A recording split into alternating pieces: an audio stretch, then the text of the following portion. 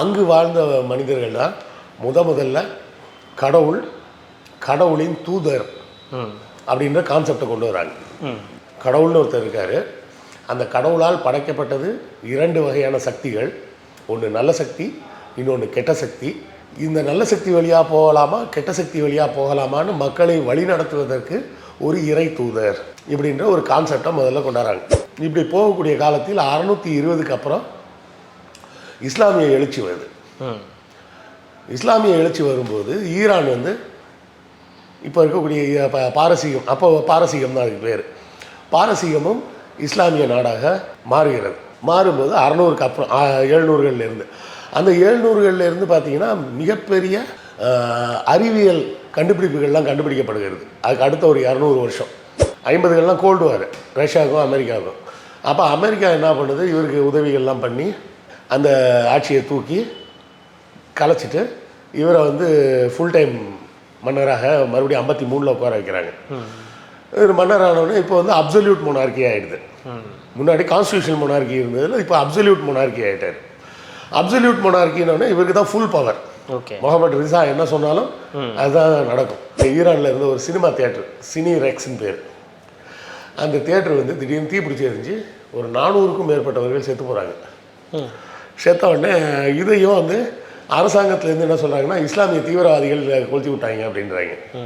மக்கள் என்ன சொல்கிறாங்க, இல்லை உங்கள் சீக்ரெட் போலீஸ் தான் கொண்டுருச்சு அப்படின்னு இது ஒரு பேச்சாக அடிபட ஆரம்பிக்குது. அதோடு சேர்த்து என்ன பண்ணுறாங்க,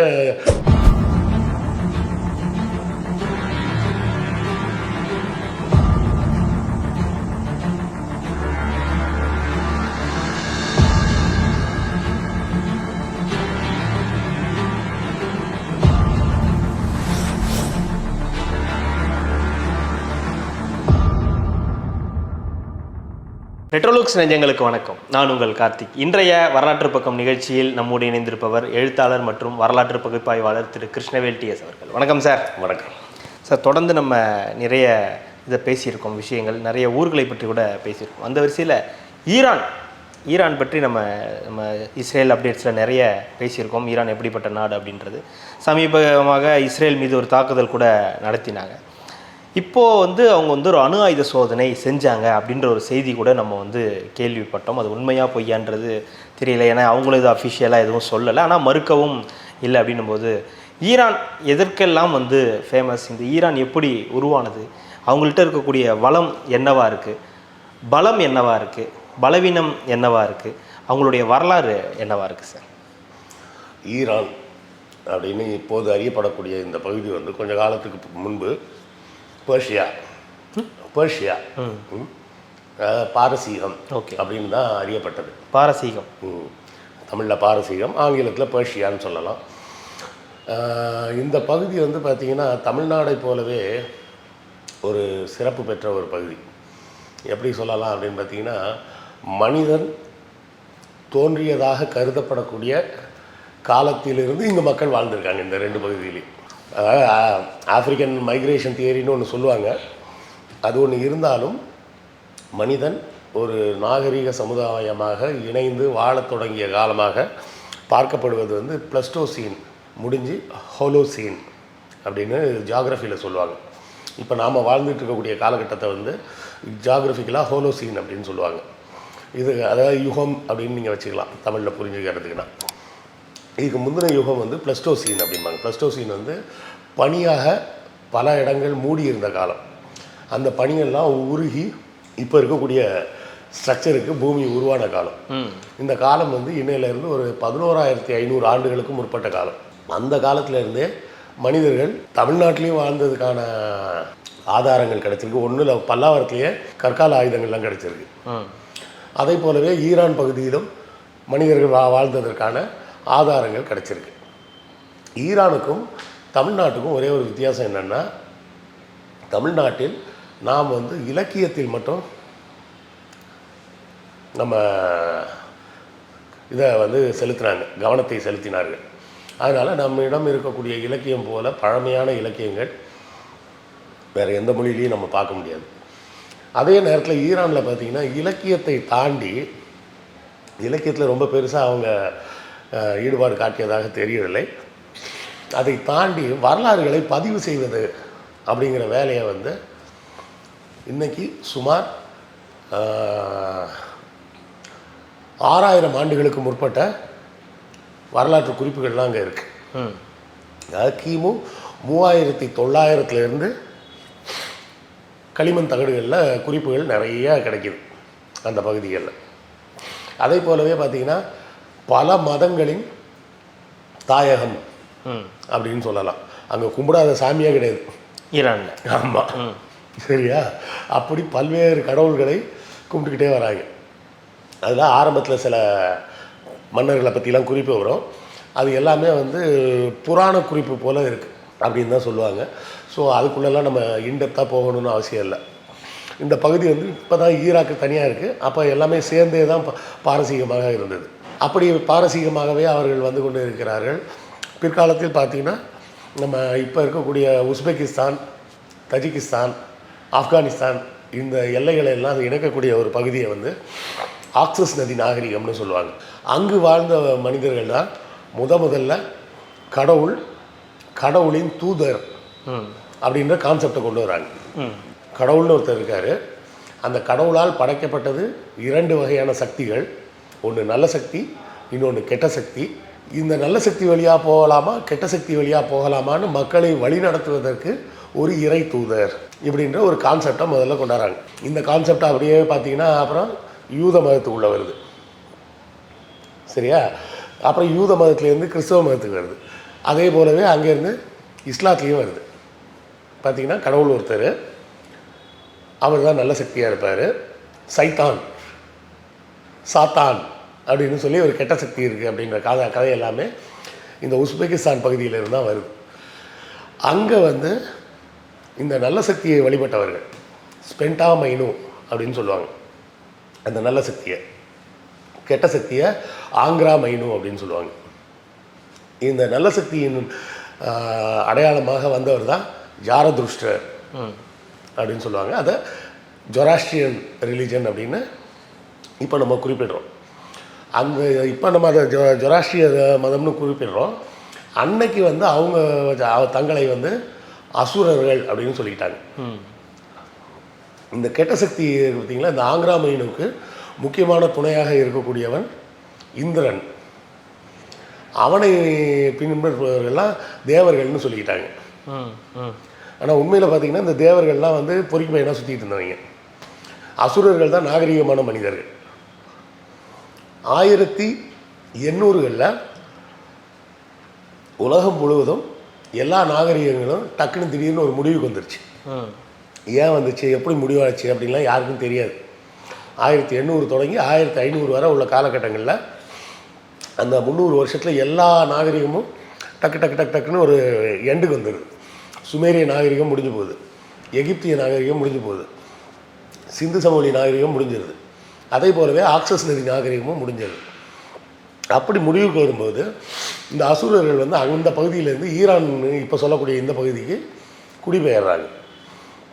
இந்த தேவர்கள்னு சொன்னவங்கெல்லாம் இந்தியாவுக்குள்ளே வந்துடுறாங்க. அவங்க தான் இன்றைக்கு இங்கே இருக்கக்கூடிய பார்ப்பனர்கள், சரியா? இந்த அசுரர்கள்னு சொல்லிட்டு ஈரானுக்கு போனாங்கல்ல, பார்த்திங்கன்னா அவங்களோட மொழியும் இந்த சமஸ்கிருதம்னு இப்போ சொல்லக்கூடிய மொழியும் பார்த்திங்கன்னா 90% ஒரே மாதிரி தான் இருக்கும். வார்த்தைகள், உச்சரிப்பு, அர்த்தம் எல்லாமே ஒரே மாதிரி தான் இருக்கும். அப்பயே இருந்திருக்கு. ஆமாம். ஆனால் அதுக்கு அவங்க வந்து வச்சுருந்த பேர் சமஸ்கிருதம் இல்லை, ஜந்தவேஸ்தான்னு வச்சுருந்தாங்க. அதுதான் அதோட பேர். அவங்க இந்த பக்கம் வந்து குடியேறும்போது அசூர் அப்படின்னு ஒரு நகரத்தை உருவாக்கி அங்கே செட்டில் ஆகிறாங்க. அதில் அசிரியன் டைனாசிட்டி அப்படின்னு ஒரு வம்சத்தை உருவாக்குறாங்க.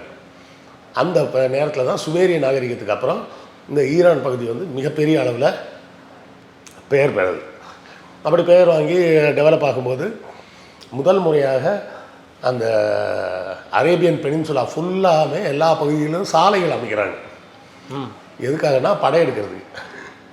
அப்போ தான் படையெடுத்து போகிறதுக்கு ஈஸியாக இருக்கும்னு சாலைகள் அமைக்கப்படுது. சாலைகள் அமைக்கப்பட்டு ஒரு காலகட்டத்தில் அந்த பகுதி முழுவதுமே இந்த அசிரியன் டைனாஸ்டியின் கீழே வந்துடுது. அதில் முக்கியமான மன்னராக சொல்லக்கூடியது அசூர் பனிபால் அப்படின்னு சொல்லுவாங்க. பேர்லேயே அசுரனே வரும். ம். அசுரர்கள் அப்படிங்கிற அடையாளத்துக்காக அசுர் அப்படின்னே வரும். நாம் வந்து பார்க்கக்கூடிய புராணத்தில் இருக்கிற மாதிரி அசுரர்கள் அப்படின்னா கருப்பாக குண்டா பெரிய தொப்பை வச்சுக்கிட்டு மீசை வச்சுக்கிட்டு அப்படிலாம் இருக்க மாட்டாங்க. இந்த அசுரர்கள் பூராமே எப்படி இருப்பாங்கன்னா நல்ல வெள்ளையாக இருப்பாங்க. நல்ல வெள்ளையாக டாலாக நல்ல பெரிய மூக்கோட நார்மல், அதாவது பார்ப்பனர்கள் பார்க்க எப்படி இருக்காங்களோ அதே மாதிரி தான் இருப்பாங்க அவங்களும். இப்படியாக அந்த ஆட்சிகள்லாம் அங்கே நடந்துக்கிட்டு இருக்குது. அதன் பிற்காலத்தில் வந்து சைரஸ்னு ஒரு மன்னர் வந்து வரார். அந்த சைரஸோட காலத்தில் தான் அந்த அசிரியன் டைனாஸ்டி வரும்போதே அதில் தான் நெபுகத்நெசார் அப்படின்லாம் வராரு. பாபிலோனை ஆட்சி செய்வதற்கு நெபுகத்நெசார் அப்படின்னு ஒரு மன்னர் வராரு. வரலாற்றில் முக்கியமான மன்னர்கள்லாம் அவரும் ஒருத்தர். அவரோட காலகட்டத்தில் தான் யூதர்கள் சிறைப்பிடிக்கப்படுகிறார்கள். இது வந்து கிமு 500 கிமு 550 550லேருந்து 500 வரை 50 ஆண்டுகள் யூதர்கள் வந்து பாபிலோனில் சிறை வைக்கப்படுகிறார்கள். இந்த சிறை வைக்கப்படும் போது உள்ள காலகட்டத்தில் தான் யூதர்கள் வந்து ஒரு குறிப்பிட்ட இடத்துலையே வாழ முடியுது. நடுவில் கொஞ்ச நாள் மட்டும்தான் டேவிட் சாலமன் ஆகிய 2 மன்னர்கள் காலத்தில் யூதர்கள் வந்து கொஞ்சம் இண்டிபெண்ட்டாக வாழ்கிறாங்க. சாலமனோட மகன் காலத்திலேயே கொஞ்சம் கொஞ்சமாக போயிடுது. அந்த இஸ்ரேல் பகுதி வந்து 2ஆக பிரிக்கப்படுது. ஒன்று இஸ்ரேல் என்றும் இன்னொன்று ஜுதேயா என்றும் அழைக்கப்படுகிறது. ஜெருசலேம் நகரத்துலேருந்து இவங்க எல்லாருமே 500களில் சிறைப்பிடிக்கப்பட்டு இவங்க கொண்டு வந்துடுறாங்க. இங்கே வந்த காலகட்டத்தில் தான் இவங்க பார்க்குறாங்க இங்கே இருக்கிற மக்கள் வந்து எல்லாத்தையும் எழுதி வச்சுருக்காங்க அப்படின்னு. சரி, அப்போ நம்மளும் ஒரு கதை எழுத ஆரம்பிப்போம்னு தான் இவர்கள் இந்த யூதர்கள் இந்த பைபிளை எழுதாவே ஆரம்பிக்கிறாங்க. ஆதாம் வந்தார், ஏவாள் இருந்தாங்க, நோவா காலத்தில் வெள்ளம் வந்துச்சு, ஆபிரகாம் வந்தார், இப்படின்னு இவங்களும் இதை பார்த்து தான் எழுத ஆரம்பிக்கிறாங்க. அதை இப்போ அந்த சுமேரிய மன்னர்கள்லாம் ஆரம்ப காலத்தில் உள்ள கதைகள்லாம் எப்படி இருக்குன்னு பார்த்தீங்கன்னா, இந்த ராஜா வந்து 1500 வருஷம் இருந்தார், இந்த ராஜா 900 வருஷம் இருந்தார் அப்படின்லாம் வரும். உடனே இவங்களும் ஆதாம் வந்து 900 வருஷம் உயிர் வாழ்ந்தான், நோவா வந்து 1100 வருஷம் உயிர் வாழ்ந்தார் அப்படின்லாம் எழுதி வச்சுக்கிட்டாங்க. இவங்க என்ன நினச்சிட்டாங்க, அந்த காலத்துலனா அப்போ அவ்வளோ வருஷம் இருந்திருப்பாங்க போல் அப்படின்னு இவங்களாம் கற்பனை பண்ணிக்கிட்டு, இந்த கதைகளுமே பார்த்திங்கன்னா எல்லாமே இந்த சுமேரிய நாட்டு கதைகள்லேருந்து எடுக்கப்பட்ட கதைகள் தான். எடுத்து அப்படி எங்கேருந்து எல்லா கதைகளும் எடுக்கப்படுது? என்ன எல்லா கதைகளுமே எங்கே இருந்தாலும் தான் எடுக்கப்படும். கதையினால இங்கே இருந்தாலும் எடுக்கப்படுறது. யாரோ ஒருத்தன் வந்து ஒரு ஒரிஜினல் கதையை எடுப்பான். அந்த கதை சுமேரியாவிலேருந்து எல்லா கதையும் இந்த இதுக்கு வருதுன்னு கேட்குறேன் நான். சுமேரியாவிலேருந்து பாதி கதைகள் வந்து பைபிளில் இருக்கும். மீதி கதைகள்லாம் பார்த்தீங்கன்னா எகிப்து நாட்டில் உள்ள கதைகள்லாம் இருக்கும். மோசஸ் காலத்துலேருந்து உள்ள கதையெல்லாம் பார்த்தா எகிப்து நாட்டு கதைகள் அது. ஸோ இது எல்லாத்தையும் எழுத்து வடிவத்துக்கு அப்போ தான் கொண்டு வராங்க. சுமேரியாவில் எழுதப்பட்ட எழுத்துக்கள் தான் வலம் இருந்து இடமாக எழுதப்படும். அதை பார்த்துட்டு தான் யூதர்களும் தங்களுடைய எழுத்துக்களை வலம் இருந்து இடமாக எழுதுகிறாங்க. மற்ற எல்லா பகுதியிலும் இடமிருந்து வலம் தான் எழுதுவாங்க. சரியா, அது எதுக்காக இவங்க லெஃப்ட் டு ரைட் எழுதுனான்னு யாருக்கும் தெரியாது. ஏதோ லெஃப்ட் டு ரைட் எழுதிட்டாங்க. சரி, எழுதிட்டு போகிறாங்க விடுங்க. அப்போது அந்த காலத்தில் தான் வந்து சைரஸ்னு ஒரு மன்னர் வந்து படையெடுத்து வரான். அவன் படையெடுத்து வரும்போது தான் பாபிலோன் அவங்க கேட்க வருது. வந்தவொடனே தான் பார்க்குறேன், யாரா இவனுங்கெல்லாம் இங்கேயே உட்காந்துருக்காங்கன்னு. அது தெரியாதுங்க ஐயா, நாங்கள் இங்கே வந்து ஒரு 50 வருஷம் ஆச்சு இங்கே தான் இருக்கோம். இப்போ இதுக்கு முன்னாடி ஒரு ராஜா பிடிச்சி வந்து எங்களை அடைச்சி வச்சிருக்காரு அப்படி. சரி கிளம்பு ஊருக்கு போங்கடான்னு எல்லாரையும் அனுப்பிச்சி விட்டுறான் அவன். அப்புறம் சைரஸ், டேரியஸ் இவர்கள் காலத்தில் தான் வந்து என்ன ஆகுது, வரலாறை நேர்மையாக எழுத தொடங்குகிறார்கள். அதுக்கு முன்னாடிலாம் வரலாறு வந்து நிறைய புனை கதைகளும் சேர்ந்து வரும். ஓகே, கடவுள் தான் என்னை படைச்சி அனுப்பிச்சி விட்டாரு அப்படின்ற மாதிரிலாம் கான்செப்ட் எல்லாம் அதுக்கு முன்னாடி உள்ள ராஜா கதையெல்லாம் வரும். இதுக்கப்புறம் தான் அந்த கதையெல்லாம் இல்லாமல் எங்கள் அப்பா தான் என்னை பெற்றாரு, இந்த தலை இந்த உடம்புடன் இணைய வேண்டும், அந்த மாதிரி வரலாறுலாம் இல்லாமல் ஒரிஜினலாக எழுத ஆரம்பிக்கிறாங்க. அப்போ இந்த டேரியஸ் காலத்துலையும் சைரஸ் காலத்துலையும், அப்புறம் 2வது சைரஸு, அப்புறம் ஜெர்செக்ஸ்னு ஒருத்தர் வருவான். இந்த ஜெர்செக்ஸ் யாருன்னு கேட்டிங்கன்னா, நீங்கள் 300ன்னு ஒரு படம் பார்த்துருப்பீங்களே, 300 பருத்தி வீரர்கள், அதில் வர்ற அந்த ராஜா தான் ஜெர்செக்ஸ். ஓ சரியா, இவங்கெல்லாம் வந்து அப்புறம் வரிசையாக ஆட்சிக்கு வராங்க. இப்படி இந்த ஆட்சிகள் இப்படி தொடர்ந்து போய்கிட்டே இருக்குது. இப்படி போகக்கூடிய காலத்தில் 620க்கு அப்புறம் இஸ்லாமிய எழுச்சி வருது. இஸ்லாமிய எழுச்சி வரும்போது ஈரான் வந்து இப்போ இருக்கக்கூடிய பாரசீகம், அப்போ பாரசீகம் தான் அதுக்கு பேர், பாரசீகமும் இஸ்லாமிய நாடாக மாறுகிறது. மாறும்போது 600க்கு அப்புறம் 700களிலேருந்து, அந்த 700களிலேருந்து பார்த்திங்கன்னா மிகப்பெரிய அறிவியல் கண்டுபிடிப்புகள்லாம் கண்டுபிடிக்கப்படுகிறது. அதுக்கு அடுத்த ஒரு 200 வருஷம் இப்போ நாம் பயன்படுத்தக்கூடிய கெமிஸ்ட்ரியிலேருந்து, ஃபிசிக்ஸ்லேருந்து, அல்ஜீப்ரா, கால்குலஸு, ட்ரிக்னாமெட்ரியிலேருந்து எல்லாமே அவங்க தான் கண்டுபிடிச்சாங்க. இது மற்ற ஆளுங்கள்லாம் கதை விடுவாங்களே, பைபிளில் அதெல்லாம் அப்போவே சொல்லிட்டாங்க, குரானில் அப்போவே சொல்லிட்டாங்க, ரிக்வேதத்தில் ஏரோப்ளைன் ஓட்டுறது எப்படின்னு சொல்லியிருக்காங்கன்னு அந்த மாதிரிலாம் கிடையாது. இப்போ நம்ம பயன்படுத்தக்கூடிய அல்ஜீப்ரா ஃபார்முலாலேருந்து எல்லாமே அந்த காலகட்டங்களில் உருவாக்கப்பட்டது தான். அதில் முக்கியமான ஒரு நபர் வந்து அல் கராஷ்மின்னு பேர். அந்த அல் கராஷ்மின்ற பேர்லேருந்து அல்காரிதம்ன்ற வார்த்தையே இங்கிலீஷ்க்கு வருது. இந்த காலத்தில் பார்த்திங்கன்னா இந்த இவர்களின் ஆட்சி பரப்பு எங்கே வர இருக்குன்னா, இந்த பக்கம் இந்தியா எல்லை, அந்த பக்கம் ஆப்கானிஸ்தான், வடக்கன்னா ஆப்கானிஸ்தான், மேற்க பார்த்திங்கன்னா ஆப்பிரிக்காவோட கடற்கரைகள், ஸ்பெயின் வர பிடிச்சிருக்காங்க. இப்போ இருக்கக்கூடிய ஸ்பெயின் கூட அந்த இஸ்லாமிய அபாசித் சுல்தானேட் அப்படிம்பாங்க, அவங்களோட இதில் தான் இருக்குது. 1290களில் ஒரு பெரிய மங்கோலிய படையெடுப்பு நடக்குது. அந்த மங்கோலிய படையெடுப்போட இது சுத்தமாக சோழி முடிஞ்சு போச்சு. எல்லாமே முடிஞ்சு எல்லாம் தெருவுக்கு வந்துட்டாங்க. அதன் பிறகு 1500களுக்கு அப்புறம்தான் மீண்டும் அங்கே சுல்தானேட்டு உருவாகுது. அப்படி உருவான சுல்தானேட்டு தான் துருக்கியில் உருவான ஒட்டாமன் சுல்தானேட். அதே நேரத்தில் இங்கே பாரசீக பகுதியில் சாஃப்வித் அப்படின்னு ஒரு சுல்தானேட் உருவாகுது. அதே காலகட்டத்தில் இந்தியாவில் மொகல் எம்பையர் உருவாகுது. அப்போ அந்த 1600களில் பார்த்தோம்னா உலகிலேயே மிகப்பெரிய பணக்கார நாடுகள் 3 நாடுகள்னால் இந்த 3 தான். எது? சாஃப்வித், ஒட்டாமன், மொகல். இவங்க 3 பேர் தான் உலகத்தின் மிகப்பெரிய பணக்கார நாடுகள். அதில் ஒட்டாமன் சுல்தானேட்டோட ஆண்டு வருமானம் வந்து 49 லட்சம் வெள்ளி காசுகள். சாஃப்வித் சுல்தானேட்டோட ஆண்டு வருமானம் மாற்றி சொல்லிட்டேன், ஒட்டாமன் சுல்தானேட் வந்து 40 லட்சம் வெள்ளி காசுகள். சாஃப்வித்தோட வருமானம் ஆண்டுக்கு 49 லட்சம் வெள்ளி காசுகள். இங்கே முகலாய எம்பரர் அப்போ வந்து அக்பர், அவரோட ஆண்டு வருமானம் 120 லட்சம் வெள்ளி காசுகள். ஓப்பா, இந்தியா தான் நம்பர் 1 இருந்திருக்கு அப்போ. ஆனால் அவர்கள் செய்ய தவறிய ஒரு விஷயம் என்னென்னா, ஐரோப்பாவில் அப்போ இண்டஸ்ட்ரியல் ரெவல்யூஷன் ஸ்டார்ட் ஆகுது. அந்த இண்டஸ்ட்ரியல் ரெவல்யூஷனை இவங்கெல்லாம் கவனிக்காமல் விட்டுட்டாங்க. கவனிக்காமல் விடும்போது 700களில் ஐரோப்பிய நாடுகளின் ஆதிக்கம் எல்லா பக்கமும் அதிகமாகுது. ஏன்னா அவுரங்கசீப் சாகிற வர கூட பார்த்திங்கன்னா ஈஸ்ட் இந்தியா கம்பெனிலாம் மூடிட்டு பேசாமல் தான் இருந்தாங்க. 1710ன்னு நினைக்கிறேன் அவுரங்கசீப் சாகக்கூடிய காலம். அப்போ கூட பேசாமல் மூடிட்டு தான் இருந்தாங்க. ஆனால் அதன் பிறகு தான் இவர்கள் ஆட்டம் ஜாஸ்தியாகுது. எல்லா பகுதியையும் இவங்க ஆக்கிரமிக்க ஆரம்பிக்கிறாங்க. இப்போ அந்த நேரத்திலே வந்து இந்த பாரசீகம் வந்து கொஞ்சம் சுருங்க ஆரம்பிக்குது. சுருங்கும்போது அந்த சாஃப்வித் சுல்தானேட்டோட கடைசி மன்னரை எதிர்த்து முகமது ஷா அப்படின்னு சொல்லி துர்க்மெனிஸ்தானை சார்ந்த ஒரு படை தலைவன் வந்து அவரை எதிர்த்து ஜெயிச்சு அந்த பகுதியை தன்னுடைய படைய இடமாக மாற்றிக்கிறான். அதுக்கு பேர் கஜார் டைனாசிட்டி அப்படிம்பாங்க. அதில் ஒரு 7 மன்னர்கள் வராங்க. எவ்வளோ நாளில்?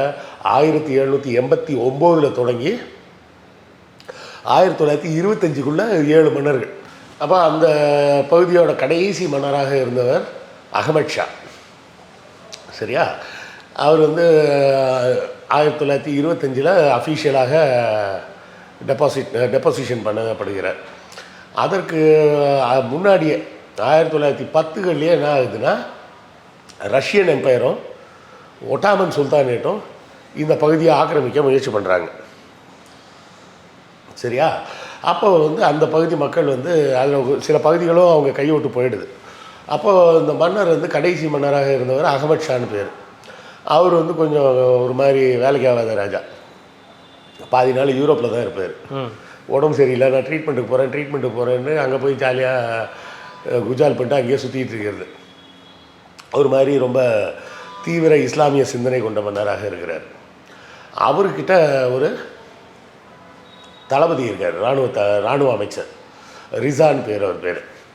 அந்த ரிசா என்ன பண்ணுறாரு, ஒரு பெரிய படையை ரெடி பண்ணி போய் ஒட்டாமன் சுல்தானேட்லாம் ஆட்சி காலி பண்ணி இந்த பக்கம் ரஷ்யாவெல்லாம் துரத்தி விட்டு வெளியே வந்து தன்னையே மன்னராக அறிவிச்சிடறாரு.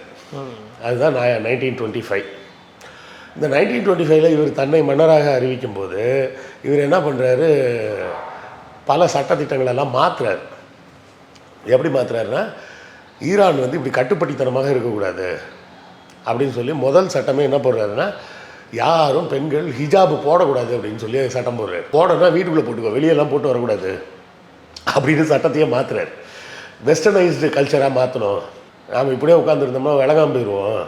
வெஸ்ட்டு வந்து வேகமாக டெவலப் ஆகிட்டே போகுது, நாமளும் வேகமாக டெவலப் ஆகணும்னா வெஸ்ட்டு கல்ச்சருக்கு தான் நம்ம மாறணும் அப்படின்னு சொல்லி இவர் வந்து வேகமாக எல்லா மாற்றங்களையும் கொண்டு வர்றாரு.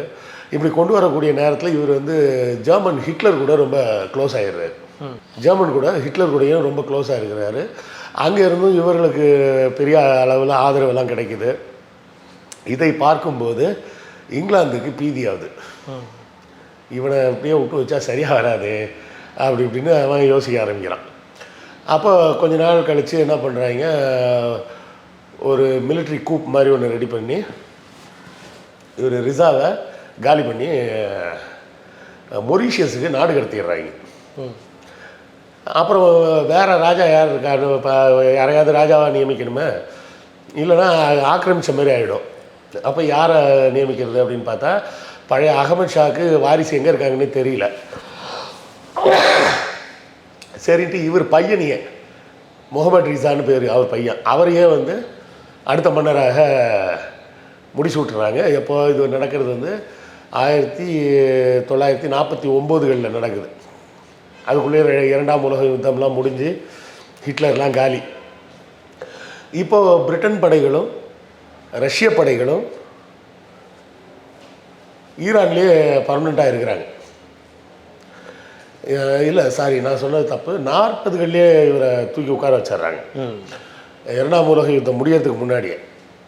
அப்போது இரண்டாம் உலக யுத்தம் முடிஞ்ச உடனே இவருக்கு என்ன ஒரே ஒரு பயம்னா, இங்கிலாந்து கூட பரவாயில்ல, ஆனால் நாம் வந்து ரஷ்யா கூட போயிடக்கூடாது. போனோம்னா நம்மளை வந்து கம்யூனிஸ்ட் நாடாக மாற்றிட்டாங்கன்னா என்ன பண்ணுறது?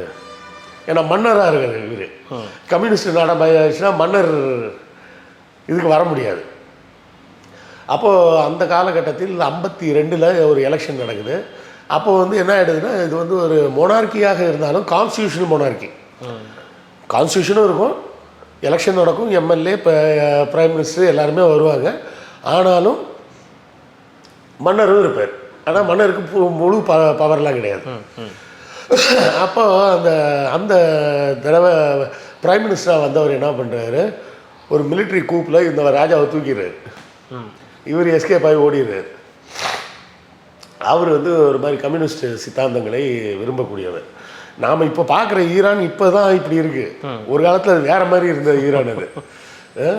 அதாவது உலகத்தின் எல்லா பகுதி மக்களும் வந்து வாழ்ந்த இடமாக இருந்திருக்கு. ஆரம்பத்துலேயும் நீங்கள் சொன்னீங்க எல்லா மதமும் அங்கே இருந்துச்சு, எல்லா சாமியும் கும்பிட்டுக்கிட்டு இருந்தாங்க. ஜொராஷ்டிய மதம் இருந்திருக்கு, யூத மதம் இருந்திருக்கு, கிறிஸ்தவ மதம் இருந்திருக்கு, இஸ்லாமிய மதமும் இருந்திருக்கு, எல்லா மதமும் அங்கே இருந்திருக்கு. ஸோ இப்படி இவரை வந்து 52 தூக்கினோடனே அமெரிக்கா வந்து முழிச்சிக்கிச்சு. இப்போ ஏன்னா அது கோல்டு வார் பீரியட் வந்துருச்சு. 50கள்லாம் கோல்டு வார் ரஷ்யாவுக்கும் அமெரிக்காவுக்கும். அப்போ அமெரிக்கா என்ன பண்ணுது, இவருக்கு உதவிகள்லாம் பண்ணி அந்த ஆட்சியை தூக்கி கலைச்சிட்டு இவரை வந்து ஃபுல் டைம் மன்னராக மறுபடியும் 53 உட்கார வைக்கிறாங்க. இவர் மன்னரானோடனே இப்போ வந்து அப்சல்யூட் மொனார்க்கி ஆகிடுது. முன்னாடி கான்ஸ்டியூஷனல் மொனார்க்கி இருந்ததில் இப்போ அப்சல்யூட் மொனார்க்கி ஆகிட்டார். அப்சல்யூட் மொனார்க்கினோடனே இவருக்கு தான் full power. Okay, Mohammad Reza என்ன சொன்னாலும் அதுதான் நடக்கும். இந்த மாதிரி ஒரு டிக்டேட்டர்ஷிப் கிடைச்ச உடனே என்ன பண்ணுவாங்கன்னா, ஒரு லூசுத்தனமான ஒரு வேலை செய்வாங்க. தன்னை பற்றி எல்லா மக்கள் என்ன பேசுகிறாங்க, தன்னை பற்றி எல்லாமே நல்லதாக தான் பேசணும், கெட்டதே பேசிடக்கூடாது அப்படின்ற ஒரு சிந்தனைக்கு வருவாங்க. சரியா? அப்போ நீங்கள் எவ்வளோக்கு எவ்வளோ அமுக்குறீங்களோ அவ்வளோக்கு எவ்வளோ தான் ப்ரெஷர் ஜாஸ்தியாகும். பந்தை இப்படி போட்டிங்கன்னா லேசாக எழுந்திரிக்கும், ஓங்கி அடிச்சிங்கன்னா. ஸோ நீங்கள் போடுற ப்ரெஷரில் தான் மக்கள் வந்து மாறுவாங்க. அப்போ இவர் என்ன பண்ணுறாரு, சவாக் அப்படின்னு சொல்லிட்டு ஒரு ஸ்பெஷல் போலீஸ் ஃபோர்ஸ் ஒன்று உருவாக்குறாரு. சாவக் அப்படின்னு உருவாக்கி என்ன பண்ணுறாருன்னா, மக்களோடு மக்களாக ஊடுருவது. யாராச்சும் இவரை எதிர்த்து பேசுகிறாங்கன்னா அரெஸ்ட் பண்ணிடுறது. அரெஸ்ட் பண்ணி அவங்களெல்லாம் கூப்பிட்டு போய் டார்ச்சர் பண்ணுறது, இல்லைன்னா அதிகபட்சமாக கொலையே பண்ணுறதுன்ற மாதிரி வேலைகள்லாம் நடந்துக்கிட்டே வருது. இப்படியாக நடந்து கொண்டே இருக்கக்கூடிய காலகட்டங்களில் தான் கொமேனின்னு ஒருத்தர் வர்றார். கொமேனி. ஆயத்துல்லா கொமேனி. அவர் வந்து ஒரு மாணவராக வருகிறார். மாணவராக வந்து இவருக்கு எதிர்த்து பிரச்சாரம்லாம் பண்ண ஆரம்பிக்கிறார். இது ஈரான் வந்து ஒரு இஸ்லாமிய நாடாக இருக்கணும், நமக்கு கிழக்கும் வேண்டாம் மேற்கும் வேண்டாம், ரஷ்யா வேணாம் அமெரிக்கா வேணாம், நாம ஈரான் தனியாக இருப்போம், இஸ்லாமிய நாடாக இருப்போம் அப்படின்னு இவர் ஆரம்பிக்கிறார். இவர் கொஞ்ச நாளில் மத போதகராகவும் மாறிடுறார், இமாமாக மாறி விடுகிறார். முதல்ல படிச்சுட்டு இருக்கிறவர் தான். படிச்சுட்டு இருக்க காலத்திலேயே இதை பற்றிலாம் கட்டுரைகள்லாம் எழுத ஆரம்பிக்கிறாரு. இது வந்து கொஞ்சம் கொஞ்சமாக ரிஃப்ட் 2 பேருக்கும் ஜாஸ்தி ஆகிட்டே வருது. ஓகே. முகமது ரிசாவுக்கும் மன்னருக்கும் இவருக்கும் ரிஃப்ட் ஆகிட்டே வருது. ஒரு கட்டத்தில் என்ன பண்ணுறாரு, மன்னர் வந்து இவரை நாடு கடத்திடுறாரு. நாடு கடத்தி ஈராக்குக்கு அனுப்பிச்சிடுறாங்க. 2ஆம் உலகப் போருக்கு பின்னாடியே ஈரான் எல்லாமே வந்தாச்சு. அப்போ ஈரான்லேருந்து நாடு கடத்திய பிறகு மறுபடியும் இதை பற்றிய பேச்சுக்கள் அங்கே ஒன்றும் இங்கே ஒன்றுமாக 60களில் தொடங்க ஆரம்பிக்குது. ஏன் அவரை நாடு கடத்தணும், அவர் நீங்கள் சொன்னது தப்பெல்லாம் பேசினாருன்னா அவனே நாடு கடத்துவியா அப்படின்னு மக்கள் மத்தியில் சலசலப்புகள்லாம் ஏற்பட ஆரம்பிக்குது. இந்த சலசலப்புகளுக்கு நடுவே தான் 69 கிட்ட இந்த சலசலப்புகளுக்கு நடுவே தான் 67ல் ஒரு சண்டை வருது. இஸ்ரேலுக்கும் எகிப்துக்கும் சண்டை வருது. என்னென்னா பாலஸ்தீன பகுதியை வந்து எகிப்து போய் பிடிச்சிது.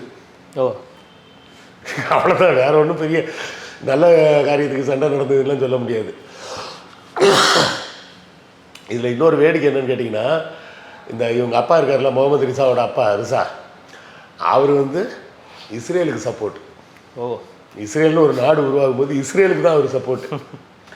அப்போ தான் நம்மளை வந்து வெஸ்டர்ன் கண்ட்ரிஸோடு நம்ம காமிச்சிக்கலாம் அப்படின்னு. இப்படியாக எல்லாம் குழப்படிகள்லாம் நடந்துகிட்ருக்கு. அப்போ அந்த 69ல் வந்து இந்த சண்டைகள்லாம் நடக்குது பார்த்திங்களா. நடக்கும்போது என்ன பண்ணுறாரு இவர், ஆங்கிலோ ஈரானியன் ஆயில் கம்பெனின்னு ஒரு கம்பெனி இருக்குது.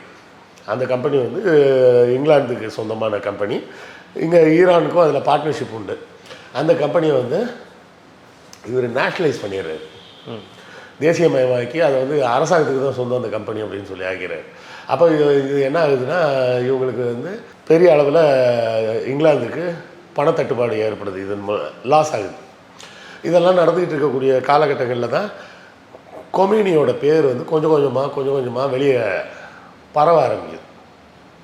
அப்போ இவர் என்ன பண்ணுறாரு, ஈராக் பக்கத்தில் தானே இருக்குது, அதனால தான் எல்லா செய்தியும் இங்கே வருது அப்படின்னு சொல்லி ரொம்ப புத்திசாலியாக யோசித்து ஈராக்கில் சொல்லி அவரை நாடை விட்டு வெளியே அனுப்புங்க அப்படின்னு ப்ரெஷர் கொடுத்து கடைசியில் அவரை அங்கேருந்து இதுக்கு மாற்றிடுறாங்க, ஃப்ரான்ஸுக்கு அனுப்பிச்சி விட்றாங்க. அதுதான் சிக்கலாகி போகுது. ஃப்ரான்ஸ் வந்து ரொம்ப லிபரல் கண்ட்ரி. அப்போ இவர் அங்கே போகும்போது என்ன பேச ஆரம்பிக்கிறாருன்னா, நாங்கள் வந்து ஒரு டெமோக்ராட்டிக் ரூலை தான் கொண்டு வரணும்னு ஆசைப்பட்றோம், ஒரு இஸ்லாமிக் கண்ட்ரியாக ஒரு டெமோக்ராட்டிக் ரூலை கொண்டு வரணும்னு ஆசைப்பட்றோம் அப்படின்லாம் அங்கே உள்ள பத்திரிகைகள்லாம் பேச அவருக்கு இன்னும் உலக அளவில் பேர் வந்துகிட்டே இருக்குது. இப்போ இந்த நேரத்தில் இந்த ஈரான் ஆங்கிலோ ஆயில் கம்பெனியில் தொழிலாளர்கள் ஸ்ட்ரைக் பண்ணுறாங்க 70களில். இந்த ஸ்ட்ரைக்கை தொடர்ந்து என்ன நடக்குதுன்னா, 75ல் வந்து முகமது கொமேனின்னு சொல்லிட்டு அவர் பையன் ஒருத்தர், கொமேனியோட பையன், அவர் மர்மமான முறையில் இறந்து போகிறார். ஆனால் பொதுமக்கள் பூரா என்ன சொல்லிட்டாங்க, உங்களோட சீக்ரெட் போலீஸ் தான் கொண்டுட்டாங்க அவங்கள அப்படின்னு பொதுமக்கள் மத்தியில் இது ஒரு பெரிய பேச்சாக அடிபட தொடங்குகிறது. அதை தொடர்ந்து 76ன்னு நினைக்கிறேன், 76 அங்கே 76ல் அங்கே ஈரானில் இருந்த ஒரு சினிமா தியேட்டர், சினி ரெக்ஸ்ன்னு பேர், அந்த தியேட்டர் வந்து திடீர்னு தீப்பிடிச்சி எரிஞ்சு ஒரு 400க்கும் மேற்பட்டவர்கள் செத்து போகிறாங்க. செத்த உடனே இதையும் வந்து அரசாங்கத்துலேருந்து என்ன சொல்கிறாங்கன்னா, இஸ்லாமிய தீவிரவாதிகள் கொளுத்தி விட்டாங்க அப்படின்றாங்க. மக்கள் என்ன சொல்கிறாங்க, இல்லை உங்கள் சீக்ரெட் போலீஸ் தான் கொண்டுருச்சு அப்படின்னு இது ஒரு பேச்சாக அடிபட ஆரம்பிக்குது. அதோடு சேர்த்து என்ன பண்ணுறாங்க, கொமேனியை டேமேஜ் பண்ணுறதுக்காக அவரை பற்றி மோசமாக ஒரு கட்டுரையெல்லாம் எழுதி வெளியிடுறாங்க. அது இன்னும் மக்கள் மத்தியில் வெறுப்பை தான் மறுபடியும் கொடுக்க ஆரம்பிக்குது. அப்போ கடைசியாக பார்த்திங்கன்னா 78க்கு மேலே இராணுவமே மன்னருக்கு எதிராக திரும்பும் அப்படின்ற ஒரு கட்டாயம் வருது 78ஓட கடைசியில். சரி அப்போ இது சரியாக வராது அப்படின்னு சொல்லிட்டு என்ன பண்ணுறாரு இந்த மன்னர் வந்து வேற ஒரு ஆளை கூப்பிட்டு, பக்தியார்னு பேர், அவரை கூப்பிட்டு பிரைம் மினிஸ்டராக நியமிச்சுட்டு இவர் எஸ்கேப் ஆகி ஓடிடுறார் நாட் அவுட். போனோடனே இந்த பக்தியார் வந்து இப்போ என்ன பண்ணுறதுன்னு தெரியல, மக்கள் ஃபுல்லாக ஒரே அண்ட்ரஸ்டாக இருக்காங்க, ஒரே ஈரானாக ஒன்றிணைக்க முடியல, இராணுவம் வந்து வரமாட்டேங்குது. ஏன்னா இதுக்கு கொஞ்சம் முன்னாடி தான் என்ன ஆகுதுன்னா ஒரு 1000க்கும் மேற்பட்டவர்கள் கூடுறாங்க. அப்போ நடுவில் வந்து இவர் ஒரு அவசர நிலை மாதிரி அறிவிக்கிறாரு. அறிவித்து அந்த அவசர நிலையின் காலத்தில் ஒரு 1000 பேருக்கு மேலே கூடி இராணுவம் துப்பாக்கி சூடெல்லாம் நடத்தி சுமார் 800 பேருக்கு மேலே செத்துலாம் போகிறாங்க. அதெல்லாம் ரொம்ப கெட்ட பேர் ஆயிடுச்சுன்னு தான் மிலிட்ரி வந்து நாங்கள் எது கூடயும் இங்கே தலையிட மாட்டோன்ற மாதிரி அவங்க விலகிறாங்க. ஆட்சி அதிகாரம் இருந்தாலும் மிஷினரி வேலை செய்ய மாட்டேங்குது. இவர் பிரைம் மினிஸ்டர் கையெழுத்து போடலாம், கையெழுத்து போட்டால் இப்போ அங்கே போலீஸ் வேலை செஞ்சால் தானே அந்த வேலை நடக்கும், மிஷினரியே வேலை செய்யலைன்ற மாதிரி இருக்குது. மக்கள் வந்து கொமேனி எங்கன்னு எல்லோரும் கேட்குறாங்க. உடனே இவர் என்ன பண்ணுறாரு, சரி கொமேனியை உள்ளே கொண்டு வந்துட்டோம்னா, நாடு கடத்தப்பட்டவரை இங்கே கூட்டு வந்துட்டோம்னா மக்கள் மத்தியில் நமக்கு ஒரு வேலை செல்வாக்கு கிடைக்கலாம் அப்படின்னு சொல்லி ஃப்ரான்ஸ்லேருந்து அவர் இங்கே கூட்டு வந்துடுறாரு. இங்கே கூட்டு வந்தவுடனே என்ன ஆகுதுன்னா, தன் கையாலே தனக்கு ஆப்பு அப்படின்ற மாதிரி ஆயிடுச்சு. என்னென்னா அவர் வந்தவுடனே என்ன சொல்லிடுறாரு, அவர் வரும்போது அவ்வளோ கூட்டம், அவர் வந்து ஏர்போர்ட்லேருந்து கார்லலாம் கூட்டு போக முடியல, எல்லா பக்கமும் ஒரே மக்கள் திரண்டிருக்காங்க. அப்போ சரின்னு சொல்லி அவர் என்ன பண்ணுறாரு, ஹெலிகாப்டரில் வேறு ஒரு இடத்துக்கு அவர் தங்க வேண்டிய இடத்துக்கு கூப்பிட்டு போகிறாங்க. அந்த அளவுக்கு மக்கள் செல்வாக்கு வந்துடுது. வந்த உடனே முதல் பேட்டியாக அவர் என்ன சொல்கிறாரு, இந்த பக்தியாரெல்லாம் நான் பிரைம் மினிஸ்டரை ஏற்றுக்க முடியாதுன்ட்டார். இப்போது வந்து 2 பேரல் கவர்மெண்ட் மாதிரி ஆகிப்போச்சு. ஒன்று பக்தியாரோட கவர்மெண்ட், இன்னொன்று இவரோட கவர்மெண்ட்டு. அப்புறம் இராணுவம் என்ன சொல்லுது, 2ல் யாருன்னு நீங்கள் முதல்ல முடிவு பண்ணுங்கள், அதுக்கப்புறம் அவங்களுக்கு கட்டுப்பட்டு இராணுவம் நடக்கும் அப்படின்னு. அப்புறம் இவர் வந்து உடனே அந்த 72ல் தான் ஒரு ரெஃபரண்டம் கொண்டாடுறார். ரெஃபரண்டம்னா மக்கள் கருத்து கேட்பு, யார் இருக்கணும்னு சொல்லுங்கள், நாடு வந்து இஸ்லாமிய நாடாக இருக்கணுமா வேணாமான்னு சொல்லுங்கள் அப்படின்னு சொன்னாங்க. எல்லோரும் இஸ்லாமிய நாடு தான் வேணும் அப்படின்னு எல்லோரும் பெரும்பான்மையாக வாக்களித்த உடனே அவர் பக்தியாரெலாம் பதவி விலகி இவர் வந்து ஒரு அஃபீஷியல் ரிலீஜியஸ் ஹெட் இவர் தான், ஈரானின் தலைவர் இவர் தான், இவர் பார்த்து யாரை வேணால் நியமிப்பார் அப்படிங்கிற மாதிரி அன்றைக்கி மாறுது. அன்னையிலேருந்து தான் இஸ்ரேல் ஆதரவாக இருந்த ஈரான் வந்து பாலஸ்தீன ஆதரவாக மாறுகிறது. இதெல்லாம் 72க்கு அப்புறம் தான் நடக்குது. அதன் பிறகு தொடர்ச்சியாக தங்களை இஸ்லாமிய நாடாக அறிவிச்சதோட வினை வந்து என்ன ஆகிடுது, இவர்களுக்கே திருப்பி அடித்த ஆப் மாதிரி ஆகி மறுபடியும் மீண்டும் பழைய கட்டுப்பாடுகள் எல்லாத்தையும் கொண்டு வந்து இப்போ புரிதாலேருந்து எல்லாத்தையும் கொண்டு வந்து எல்லாத்தையும் மறுபடியும் செஞ்சு இது சவுதியிலையும் ஈரான்லேயும் நடந்தது. சவுதியிலையும் அதுக்கு முன்னாடி அப்படிலாம் இல்லை. இந்த வஹாபிசம்லாம் வர்றதுக்கு முன்னாடி இருந்த மன்னர்லாம் எப்படி இருப்பாருன்னா கோட் சூட் போட்டு தான் இருப்பாங்க எல்லோரும். ஆப்கானிஸ்தான்லேயே தாலிபான் வர்றதுக்கு முன்னாடி பார்த்தீங்கன்னா பெண்கள்லாம் ஸ்கர்ட் போட்டுகிட்டே வேலைக்கு போவாங்க.